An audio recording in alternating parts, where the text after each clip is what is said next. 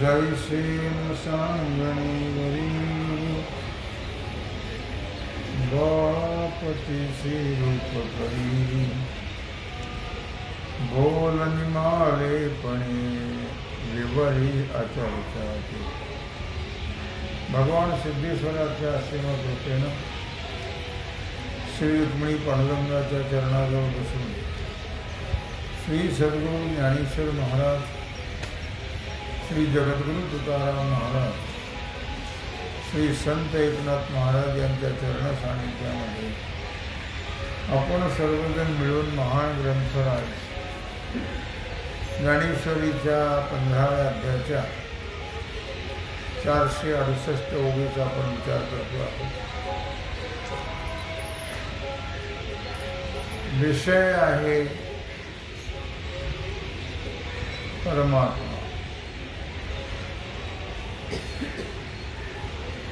दृष्टांत दिला जैसे न सांगणे वरी बाळापतीसे रूप करी, ती न बोलता न सांगता ज्याप्रमाणे मान डोलवते आणि त्याच्यावरून लक्षात येतं की हाच तिचा पती आहे। बोल निमालेपणे विवरी आचर्चाते, पतीच्या स्वरूपाची ओळख न बोलण्याने ती करून देते। या गधाड्यांना रोज सांगावं सगळं,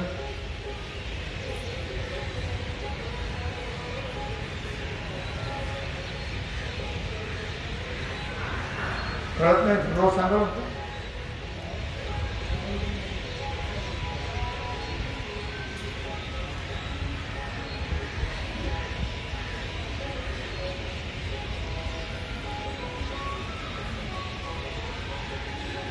नवीन लग्न झालेल्या लहान मुलीला, कारण पूर्वी अति लहान वयामध्ये लग्न होत असते, तेव्हा इतक्या लहान वयात लग्न व्हायचे की ते नवरा कळायचं नाही, बायको कळायची नाही। मी तर असं पाहिलं की एकाने नवऱ्याला घ्यायचं कडेवर आणि एकाने नवऱ्याला घ्यायचं त्या नवऱ्याला कडेवर आणि ती लग्न लावायचं। अशी इतक्या लहान वयामध्ये पूर्व काळात लग्न होतं।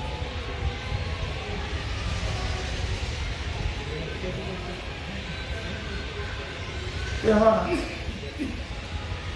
मग लहान मुली त्या वेगळ्या वेगळ्या पुरुषाची नावं घेऊन हा तुझा नवरा आहे का, हा तुझा नवरा आहे का असं ज्यावेळी त्या विचारतात, त्यावेळी प्रत्येक नावास तिनं नाही नाही म्हणायचं। आणि ज्यावेळी तिच्या नवऱ्याकडे बोट जायचं तेव्हा तिनं लाजेनं मरकून गप्प बसायचं। या न बोलण्यामध्ये ती आपला हा पती आहे असं दाखवून देत असते। पूर्वीचा काळ हा अत्यंत जुना काळ, त्या काळामध्ये एकमेकाला बोलायचा हा प्रकारच नव्हता। बोलायचं झालं तर कुत्र्यावर बोलायचं, घालून मांजरावर घालून बोलायचं, नाही तर पोरावर सांगायचं बाळू साखर संपलेली आहे, ते बाळू काय साखर आणते एवढं मुलगा तो, पण ते असं बोलायचं नाही का, बोलत नव्हते एकमेकांना। जुन्या काळामध्ये 2-2 मुलं होईपर्यंत बोलत नव्हते, अशी एक पूर्वीची पद्धत होती। तेव्हा एकदा तर काय झालं की तो मुलगा गेला शेतामध्ये आणि सासूबाईने सांगितलं लवकर शेण काढून ये, स्वयंपाक करायचा आहे। तेव्हा ती गेली गोठ्यात शेण काढायला आणि हे कसं आलं कोणाच ठाऊक. त्याला काही पाहिलंच नाही कोण आहे ते गोठ्यात, बोलतच नव्हती ना. मग त्याने पाहिलंच नाही म्हणजे कोण आहे कोण आहे म्हटल्यावर तिला असं तोंड केलं की हे धू. ते गेलं पडून, बोलत नव्हतं पडून. मग ती बसली शेण काढी. मला म्हणले कोण आहे, मी म्हणले मीच आहे. मला म्हणले कोण आहे, मी म्हणले मीच आहे. सगळं शेण एकत्र केलं, एकच गौरी थापली सगळ्या शेणात. तिला भानच नाही. मला म्हणले कोण आहे, मी म्हणले मीच आहे. काय म्हातारीला वाटतं बराच वेळ झालं शेण काढते का काय करते. मग म्हातारी आली तर इथं ठोका झालाय. मला म्हणले कोण आहे, मी म्हणले मीच आहे. आणि ती एकच गौरी थापली सगळ्या शेणात. म्हातारी म्हणली कोण काय करते का. मोठी शुद्धी होत. लवकर स्वयंपाक करायचा, तुला भाकरी घेऊन जायचे. ते केलं सगळं, चुलीपेक्षा सर्व आणलं पिठा मिठाचं पाण्याचं. आणि त्या डोक्यात आलं हो वेळ पुन्हा. मला म्हणले कोण आहे, मी म्हणलं मी ते सगळं त्या मडक्यातलं पीठ काठोटीत घेतलं आणि तेवढं चिंबीत बसलं. मला म्हणलं कोण आहे, म्हणलं मला म्हणलं मीच आहे. मला म्हणलं कोण आहे, मी म्हणलं मीच आहे. म्हातारी यार किती वगैरे भाकरी करते, एकच सगळं चिमलंय. असं पूर्वी काळामध्ये. आता लग्नाच्या अगोदर 2-2, 3-3 वर्ष फिरायला येतात. लग्नाच्या अगोदर अशी पद्धती असते. तेव्हा इथं म्हणून ती उभी तेव्हा 700 वर्षापूर्वीचा काळ आहे. जैसेन बोलणे वरी सांगणे वरी बाळापतीसी रूप करी बोलो निमालेपणे विवरी आचर्चाते. तेव्हा अशा प्रकारे तिच्या न बोलण्यातूनच पतीची ओळख होत असेल तर असं दाखवते की त्याप्रमाणे स्थूल सूक्ष्म प्रपंच हा परमात्माच आहे असं विचारलं असताना स्थूल प्रपंच आहे का सूक्ष्म प्रपंच आहे असं जेव्हा विचारलं तेव्हा श्रुती माऊली सांगती आहे. श्रुती माऊली जी आहे ही वधू आहे आणि प्रपंच हा परमात्मा नाही आहे प्रपंच असं ती सांगती आहे श्रुती माऊली. त्या शब्दातून ते व्यक्त होत आहे. श्रुती नेती नेती म्हणती एक गोविंद रे. मग त्यामध्ये परमात्म्याचं स्वरूप लक्षण सांगितलेलं आहे. म्हणजे गप्प बसणं. श्रुती बोलत नाहीये, सांगत नाहीये. श्रुती नेती नेती म्हणती एक गोविंद रे. मग ती बोलत नाही. वेद जाणू गेला पुढे मौनावला. त्या न बोलण्यातूनच त्या गप्प बसण्यामध्ये परमात्म्याच्या स्वरूपाला ते सुचवते आहे. अर्थात पै सांगणे त्या जोगे नव्हे तेथीचे सांगणे ऐसे आहे. म्हणून उपाधी लक्ष्मीना हे बोलिले आधी. पै सांगणे या जोगे नव्हे. त्या परमात्मा कसा आहे निरुपाधिक आहे. सोपाधिक असा त्याचं वर्णन करता नसतं. पण निरुपाधिक परमात्मा असल्यामुळे त्याचं स्वरूप सांगता येत नाही. निरुपाधिक निर्विकार आहे, तो निराकार आहे म्हणून त्याचं स्वरूप सांगता येत नाही. ते स्वरूप सांगण्याचा असा प्रकार आहे म्हणजे ते स्वरूप जे आहे ते साक्षात शब्दाने सांगता येत नाही. परेही परते बोलणे कुंटले वैखरी कैशणी सांगे. ते शब्दाने सांगता येण्यासारखं नाही आहे. शब्देविने संवादू दुजे बिन अनुवादू हे तव कैशेनी गमी. परेही परते बोलणे कुंटले वैखरी कैशणी सांगे. म्हणून उपाधीचं वर्णन करणं हेच त्याचं सांगणं आहे. म्हणून लक्ष्मीपती जे भगवान श्रीकृष्ण परमात्मा ते प्रथम उपाधी सांगतात. लक्ष्मी नाहे असा शब्द वापरलेला आहे या ओळीमध्ये.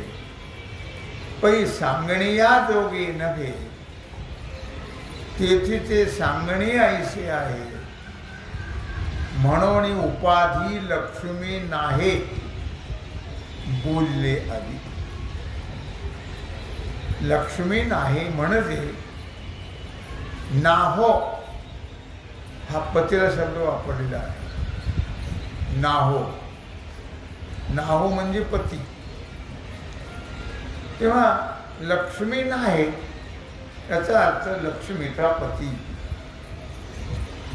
ही उपाधी लक्ष्मीपतीने आधी सांगितली. लक्ष्मी नाहो काही अभंगात शब्द आलेला आहे. लक्ष्मी नाहो म्हणजे लक्ष्मीचा पती. लक्ष्मीचा पती हे विशेषण अगोदरच्या ओळीमध्ये दिलेलं आहे. अर्थात म्हणून पतीचा दृष्टांत ज्याला आहे म्हणून सांगितलं.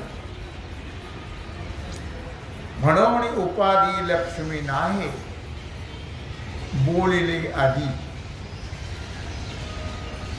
लक्ष्मीपती या नात्याने भगवंताला ओळखल्या जातात. उपाधीमुळे ओळखल्या जातात. तसा तो काहीच नाही आहे. तो कोणाचा नाही, कुठेच नाही, काहीच नाही. तो सर्वांचा सर्व व्यापक आहे. पण त्याला इथं विशेषण देऊन भगवंताला ओळखलेला आहे. हा लक्ष्मीचा पती आहे. पाडव्या आता दुसरं दृष्टांत दिलं की जसं भगवंताला ओळखण्याकरता लक्ष्मी नाही हा शब्द वापरला. नाहो नाही शब्द वापरलेला आहे. आणखी एक लक्षण सांगता आहे की पाडिव्याची चंद्ररेखा निरुती दाखवावया शाखा दाविजे तेवी औपाधिका बोलिजे या. तर पाडव्याची चंद्ररेखा अत्यंत अमावस्याच्या दुसऱ्या दिवशी प्रतिपदेच्या दिवशी चंद्रकोर अति सूक्ष्म असते आणि ती दाखवण्याकरता काय करावं लागतं? झाडाची फांदी दाखवावी लागते. तिथे तर फांदीच्या शेंड्यावरती पहा. फांदीच्या शेंड्यावर नाही येतो पण त्या शेंड्याची उपाधी घेऊन दाखवलं की त्या झाडाच्या शेंड्यावर पहा. चंद्र झाडाच्या शेंड्यावर आहे का? नाही. झाडाच्या शेंड्याची उपाधी घेतलेली आहे आणि उपाधी घेऊन चंद्र दाखवल्या जातो. दाविजी तेवी औपाधिका ती उपाधी घेतली झाडाच्या शेंडे. चंद्राची कोर नेमकी दाखवण्याकरता दिसत नाही प्रतिपदेला म्हणून झाडाची फांदी घ्यावी लागते उपाधी. त्याप्रमाणे भगवंताला ओळखण्याकरता हा लक्ष्मीचा पती आहे ही उपाधी घेतलेली आहे. चैत्र शुद्ध प्रतिपदेला चंद्र अतिसूक्ष्म असतो. पाडव्याच्या दिवशी पाडव्याची चंद्ररेखा शब्द वापरला या ठिकाणी. सूक्ष्म असतो. माऊली ज्ञानराज 16व्या अध्यायामध्ये सांगता आहेत का पाडव्यात पारिवा वाढी न गमे न मगे अवसे तुटी सांडून मागे माझी अति सूक्ष्म अंगे चंद्रोदयसा आहे. 16व्या अध्यायातली ही 75वी ओवी आहे. किंवा काय म्हटलं त्याने या ओळीमध्ये का पाडिवा वाढी न गमे न मगे म्हटलं या ठिकाणी. शुक्ल प्रतिपदा अमावस्येचा दुसरा दिवस. त्या दिवशी प्रतिपदेच्या दिवशी कलेची वाढ होत नाही, तिथून पुढे वाढ होत जाते. मग ती वाढ न घेता कलेची किंवा अमावस्येला सूक्ष्म रूपाने म्हणजे आपल्या मूळ स्वरूपाने चंद्र राहतो. चंद्र नसतो असं नाही, पण तो मूळ स्वरूपामध्ये असतो. म्हणून आपल्याला अमावस्या तर दिसतच नाही चंद्र, तर मूळ स्वरूपामध्ये आहे काय. आणि म्हणून दाविजे तया औपाधिका. मग आता प्रतिपदेला तर फारच सूक्ष्म असते चंद्र, कोर ती दिसतच नाही भोवांशाने. मग ती दिसण्याकरता जशी झाडाच्या फांदीची उपाधी घेतली आणि त्या उपाधीच्या द्वारा दाखवल्या जाते. कुठलीही वस्तू मनुष्य जर दाखवायचा असेल तर त्याला उपाधी घेऊन दाखवावं लागतं. मग कशाची असेल, एखाद्या वेळेस मुलाची असेल, मुलीची असेल, पत्नीची असेल, आडनावाची असेल, कुठली तरी उपाधी घेऊन त्याला दाखवावं लागतं. त्याप्रमाणे परमात्म्याला दाखवण्याकरता लक्ष्मीची उपाधी घेतलेली आहे. हा परमात्मा जो आहे ना, हा लक्ष्मीचा पती आहे. ही उपाधी घेऊन भगवंताला दाखवण्याचा प्रयत्न केलेला आहे. द्वाविमो पुरुषो लोके क्षरश्चाक्षर एव च क्षरः सर्वाणि भूतानि कूटस्थोऽक्षर उच्यते. द्वाविमो पुरुषो लोके क्षरश्चाक्षर एव च. या संसारामध्ये दोन पुरुष आहेत. द्वाविमो पुरुषो लोके. या संसारात दोन पुरुष आहेत. एक आहे क्षर पुरुष आणि एक आहे अक्षर पुरुष. सर्व प्राणी मात्र जे आहेत हे क्षर आहे. क्षर म्हणजे नष्ट होणारे, माया उपाधीने युक्त असणारे जे चैतन्य, त्याला अक्षर पुरुष असं म्हटलेलं आहे. आणि परमात्मा जो आहे तो अविनाश आहे, म्हणून त्याला अक्षर पुरुष म्हटलेला आहे. अविद्या उपाधिवान जीव तो क्षर पुरुष आणि माया उपाधिवान ईश्वर तो अक्षर पुरुष, त्याला अक्षर म्हटलेला आहे. द्वायुमो पुरुषो लोके क्षरश्चाक्षर एव च. क्षर सर्वाणि भूतानि, सर्व प्राणी मात्र एक क्षर पुरुष आहे. कूटस्थो अक्षर उच्यते. आणि ज्याचा कधी नाश होत नाही, कुटस्थ नित्य, कुटस्थ नित्य, त्याला अक्षर पुरुष असं म्हटलेलं आहे. मग तो म्हणेगा संन्यासाची पै ये संसार पाठणीचे वस्ती साविया टाची दो पुरुषे. मग तो म्हणे सव्यसाची. अर्जुनाला 10 नावापैकी एक नाव आहे सव्यसाची. सव्यसाची याचा अर्थ दोन्ही हाताने बाण सोडणारा, म्हणून अर्जुनाला हे नाव आहे सव्यसाची. भगवान म्हणतात हे सव्यसाची म्हणजे अर्जुना, या संसार रूपी नगरातली जी वस्ती आहे ती स्वभावतच अल्प अशा 2 पुरुषाची आहे. अल्प अशा 2 पुरुषाची. कुठली? या संसार रूपी नगरातली अल्प अशा 2 पुरुषाची वस्ती आहे.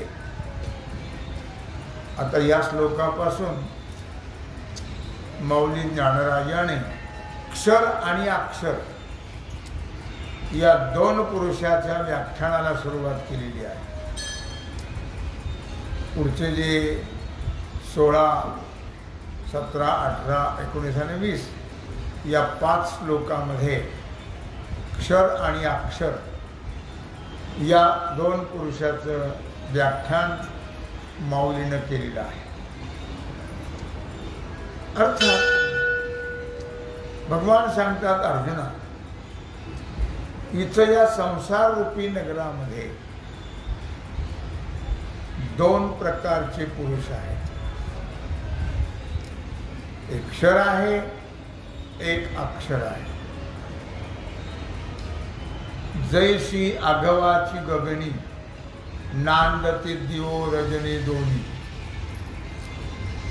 तैसा संसार राजधानी दोन्ही केले.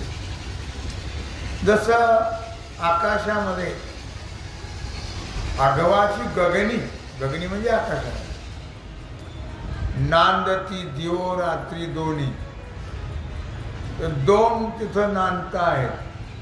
2 जण. कोण? एक रात्र आणि एक दिवस. दिवो रात्र दोन्ही, दिवस आणि रात्र हे 2 नांदता आहेत. तसं या संसार रूपी राजधानीमध्ये 2 पुरुष नांदता आहेत. ते 2 पुरुष, एक क्षर आहे, एक अक्षर आहे. एक नाशवंत आहे, एक अविनाशी. आणि अर्थात म्हणून म्हटलं संसार राजधानी दोन्हीची आहे. या संसार रूपी राजधानी 2च आहेत, क्षर आणि अक्षर. आणि काही 3रा पुरुष आहे, ते म्हणजे आणखी 3रा पुरुष आहे. म्हणजे 3रा पुरुष कोण आहे? तो या दोन्हीचे नावच आहे, पण तो अक्षर अक्षर या दोघांचं नाव सहन करत नाही आहे. पण तो काय करतो? तो उदेला गावेची खाय दोहिते या. मग तो काय करतो? 3रा पुरुष कोण आहे म्हणले तुम्ही? आम्ही तर म्हणलं 2च आहेत, क्षर आणि अक्षर. तुम्ही आता 3रा पुरुष कुठून आणला? ते म्हणले त्याला या दोघांचं नाव सहन होत नाही. पण तो या दोन्हीचे नाव नस आहे, या दोघांचं नाव तो सहन करत नाही. आणि तो प्रगट जर झाला तो 3रा पुरुष, तर त्यांच्या गावा सुद्धा खाऊन टाकूया. क्षर आणि अक्षर ह्या 2 उपाध्या आहेत. एक क्षर उपाधी आहे, एक अक्षर उपाधी आहे. या उपाधीचे 2 पुरुष या गावामध्ये राहतात. कोणत्या गावात? नगरमध्ये का? कोणत्या गावात राहतात? संसार रूपी गावात राहतात. मग म्हणजे 3रा पण एक पुरुष आहे. तुम्हाला माहिती आहे म्हणजे हो, तो 3रा पुरुष जो आहे तो मात्र उपाधी रहित आहे. त्याला काही उपाधी नाही. हे 2 उपाधीवान आहे, तो उपाधीवान नाहीये. तो सुद्धा इथंच राहतो याच गावामध्ये. मग त्याला या दोघांचं मात्र नाव सहन होत नाही. माणसाला असं होत होते. माणसाला माणूस खपत नाही. ही स्पर्धा जास्त कोणत्या लोकात असते? एकमेकाला न सहन करणं ही कोणत्या लोकात जास्त स्पर्धा आहे सध्या? महाराज लोकांमध्ये मतदानात आपलं काय नाही, मतदानात आपला विषय नाही.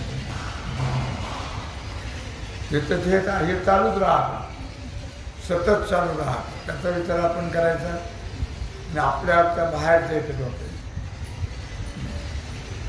आणि ते सच्च्या माणसाचं काम नाही.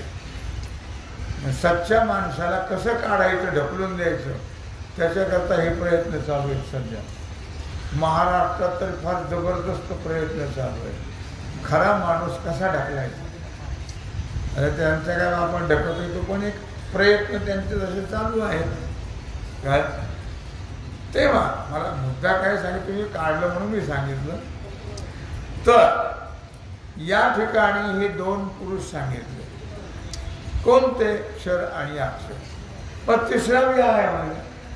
मग त्या तिसऱ्याला या दोघांचं नाव सहन होत नाही. वास्तविक खरा पुरुष तिसराच आहे. खरा जो आहे तो तिसरा पुरुष आहे. मौली ज्ञानराजाने एका ओवीत म्हटलेला आहे, तो परमदैवत तिही देवा, तो पुरुष जी 25वा, दिव्य ते प्रकृती भावा पहिले कणील, असं म्हटलेलं आहे. 10व्या अध्यायातली 150वी उभी आहे. तू परमदैवत तिही देवा. किती देवा म्हणले? तिही देवा. कोण? तू. तू कोण आहे? परमदैवत. कुठं? तिन्ही देवामध्ये. कोण तीन देव? कोणते? ब्रह्मा विष्णू महेश या तिन्ही देवां श्रेष्ठ असं जे आराध्य दैवत आहे, आराध्य उपास्य दैवत, ते आहे 24 तत्वाच्या पलीकडे. 1 3 5 मेळा 25चा 36 तत्वांचा मूळ हरी असं म्हटलेलं आहे. तो त्याही पलीकडे आहे. 24 तत्वांच्या पलीकडे तो 25वा आहे. तत्व हे सांगितलं त्यांनी, पण 24 तत्वाच्या पलीकडे ते तत्व आहे. आणि ते तत्व कसं आहे? अलौकिक आहे. ते तत्व अलौकिक आहे. पुन्हा कसं आहे? तेजस्वी आहे. ते तत्व अत्यंत तेजस्वी आहे. पुन्हा ते तत्व कसं आहे? प्रकृतीपासून उत्पन्न केलेलं का न केलेलं, तर तो प्रकृतीच्या पलीकडे आहे. प्रकृतीला कशी उत्पन्न करू शकेल? तो प्रकृतीच्याही पलीकडे आहे. परिते तव गोठी असो आदी दोहीचे परी जाऊ द्या म्हणते तर तिसऱ्या पुरुषाचे अगोदर दोघांचंच आहे का? संसार ग्रामा वसू आले असतात. या संसार रूपी गावामध्ये हे जे राहतात ना दोन, त्यांचं ऐकत तिसऱ्याचं जाऊ द्या म्हणतात. परिते तवत गोठी असो आधी दोहीची हे परी असो, ते जाऊ द्या म्हणले. अगोदर दोघांचं ऐका. कोण दोघं? संसार ग्रामावसो आले असती, जे या संसार रूपी गावात राहतात. कोणते पुरुष राहतात? दोन, क्षर आणि अक्षर. हे तिसऱ्या पुरुषाची गोष्ट सध्या लावू. या दोन पुरुषाचा विचार करूया म्हणजे. आधी हे दोन पुरुष संसार रूपी गावात वस्तीला आहेत आणि त्या दोन पुरुषाबद्दल मी तुम्हाला सांगतो आहे. तू त्या अगोदर ऐक. जे या संसाररूपी गावात राहतात. कसे आहेत ते? एक आंधळा वेडा पंगू. पहा एक कसा आहे त्या दोन्ही पैकी. एक आंधळा आहे, वेडा आहे, पांगळा आहे. येर सर्वांगे पुरता चांगू. काय? एक कसा आहे? आंधळा. आंधळा म्हणजे ज्ञानदृष्टी नाही करत, ज्ञानदृष्टी ही नाही. पुन्हा कसा आहे? भ्रम आणि देहाला माझं म्हणणारा वेडा, त्याला वेडा. पांगळा कसा आहे? उपाधीच्या तंत्रात असल्यामुळे तो पांगळा आहे. आणि तिच्याशिवाय जो काहीच करू शकत नाही. अंबुली जोडे अंबुला खाय, तिच्याशिवाय तो काहीच करू शकत नाही. ती आपली कामाला गेली आणि भांडे घासावे, धुणं धुवावं, घर झाडावं, कचरा काढावा. अंबुली जोडे अंबुला खाय, याने सगळं काम करायचं. काय अर्थात का तर तो असा आंधळा आहे, का तर तो वेडा आहे, का तर तो पांगळा आहे. हिनं कसं पत्करला मला माहित नाही, कसं पत्करला, पण हिने पत्करला मात्र त्याला. काही वेळेला पत्करावं लागतं, नाविलाज म्हणून. बाकीचे लोक नावं ठेवतात, काही म्हणजे असला नाव नाही केलं असतं. ती म्हणत असते तुमच्या पसंती नाही, माझ्या पसंती. आपली अडगाळ ते तुम्ही काही म्हणलं तर तुमच्या पसंतीने केलेला हवं नाही आहे, माझ्या पसंतीने केला. आणि त्याचा काय फायदा? सगळं काम करतो म्हणजे तो भांडे घासतो, घर झाडतो, कपडे धुतो. मग काय हरकत आहे? मी आपले एक नाम केशवा देवठीबाई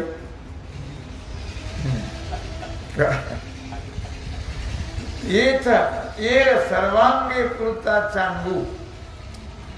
तर आधीच तो पांगळा आहे आणि तिच्याशिवाय ज्याला काही करता येत नाही. सगळं काय करायचं असेल तर तिला. आम्ही पूर्वी वर्गणी जात असं मी एखाद्या ठिकाणी असा प्रसंग यायचा, अहो हे आले ते, तिने नाही सांगत, त्यांनी सांगायचं तिला, ते महाराज आले ते. मग तिने यायचं, ते त्याने गप्पत राहायचं. काय महाराज? काही नाही, आपली वर्गणी वर्षाप्रमाणे. तिने गप्पत राहायचं, तिने द्यायची. मग काय तेव्हा मुद्दा काय चाललेला आहे की हा काहीच करत नाही तिच्याशिवाय. कोणती गोष्ट करायची असेल तर तिला सांगून, तिला विचार. तिच्याशिवाय ज्याला काहीच करता येत नाही असा, ती म्हणेल तसं. आई बापाची सेवा सुद्धा नाही.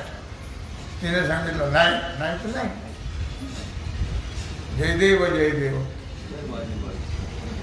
तेव्हा दुसरा सर्वांगाने पुरता आणि चांगला आहे.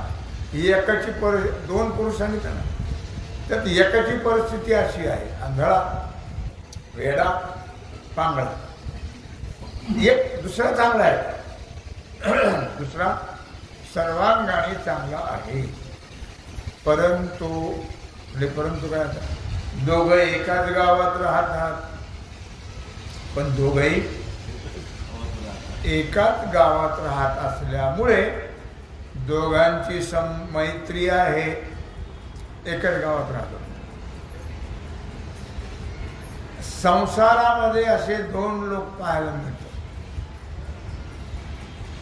की जे फक्त वेडेच असतात. नुसते वेडे नाही, आंधळे पण असतात. नुसते वेडे ना आंधळे नाही, पांगळे पण असतात. वेडा का म्हटलं त्याला? अगोदर काय म्हटलं त्याला की या संसार रूपी गावात राहणार एक कसा आंधळा आहे, त्याला ज्ञानच नाही म्हणून आंधळा म्हणतात. वेडा का? भ्रमात आहे तो म्हणून त्याला वेडा म्हणतात. पांगळा का? तिच्याशिवाय काही करत नाही तो म्हणून पांगळा. लक्षात आलं का? तेव्हा अशा प्रकारे काही आंधळे असतात, काही वेडे असतात, काही पांगळे असतात. आता काही वेडाने, आंधळाने, पांगळाने काय अर्थात काही वेडे असतात पण आंधळे पांगळे नसतात, काही आंधळे असतात पण वेडे आणि पांगळे नसतात, काही पांगळे असतात पण वेडे आणि आंधळे नसतात. असा प्रकार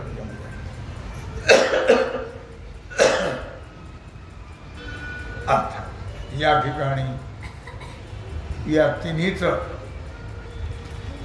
आंधळा, वेडा आणि पांगळा या तिन्हीचं एकत्रीकरण केलेलं आहे, दाखवलेलं आहे. हा दृष्टांत आंधळा म्हणजे ज्ञानहीन, आंधळा म्हणजे जरा ज्ञानदृष्टी नाही, ज्ञानदृष्टी आहे तर हरपरी दोन्ही नेत्र आंधळे. एक पांगळा म्हणजे दुसऱ्याच्या साह्याने चालणारा म्हणून त्याला काय म्हटलं? पांगळा. वेडा, वेडा म्हणजे भ्रमात, म्हणजे भ्रमात असतात काय. अशा प्रकारे सगळ्या उपाध्या या कुणाला येतो? आंधळा, वेडा, पांगळा या कोणाला उपाय आहेत? जीवाला. जीव हा नेहमी भ्रमात आहे म्हणून तर जीव म्हणतात.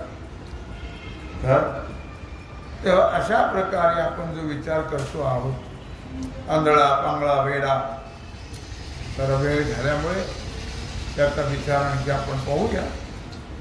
उद्या चला झालेली सेवा भगवत चरणी समर्पित करून राहिलेल्या सेवेचा भाग उद्या होईल. कुंडलिक वरदे